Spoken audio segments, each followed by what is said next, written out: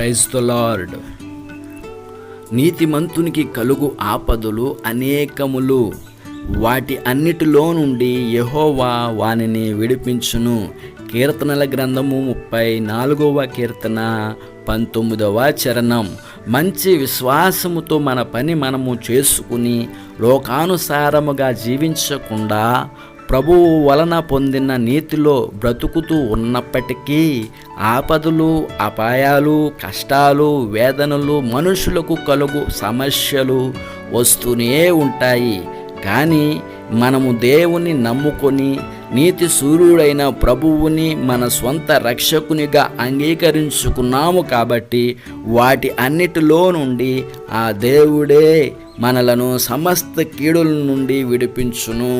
మనుషులను నమ్ముకొనటం కంటే దేవుని నమ్ముకోవటం ద్వారా ఆపదలు పోతాయి.